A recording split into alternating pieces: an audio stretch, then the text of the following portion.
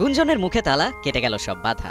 অবশেষে এলো পাকা খবর, ব্রাজিলের ডাগআউটে দাঁড়িয়ে আছেন কার্লো আনচেলোত্তি। এই দৃশ্য দেখা এখন কেবল সময়ের ব্যাপার। কার্লো আনচেলোত্তিকে নিয়ে দড়ি টানাটানি চলছিল রিয়াল মাদ্রিদ এবং ব্রাজিলের মধ্যে। তাকে ছাড়তে আপত্তি ছিল না লস ব্লাঙ্কোদের, তবে পরে বেশ কিছু কারণে রিয়াল প্রেসিডেন্ট ফ্লোরেন্তিনো পেরেজ বেঁকে বসায় ভেস্তে যেতে বসেছিল আনচেলোত্তির ব্রাজিল যাত্রা। তবে এবার আনন্দে ভেসে যাবেন সেলেসাও ফ্যানরা।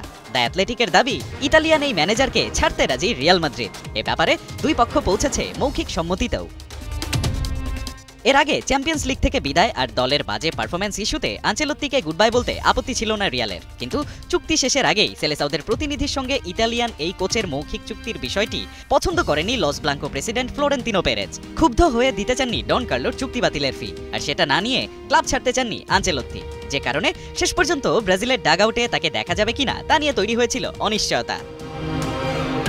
তবে অ্যাথলেটিকের খবর অনুযায়ী রিয়াল কোচ এবং ম্যানেজমেন্ট দুই পক্ষই অবশেষে পৌঁছেছেন সমঝোতায়। সবশেষ আলোচনা অনুযায়ী লা লিগার সিজন শেষ হওয়ার আগেই নাকি মাদ্রিদ ছাড়তে পারবেন ৬৫ বছর বয়সী এই ইতালিয়ান কোচ। এমনকি ১১ মে বার্সেলোনার বিপক্ষে নেক্সট এল ক্লাসিকো ম্যাচের পরপরই আসতে পারে আনুষ্ঠানিক ঘোষণা। তবে চুক্তি বাতিলের ফি কার্লো পাচ্ছেন কিনা তা নিয়ে টু শব্দ করেনি অ্যাথলেটিক।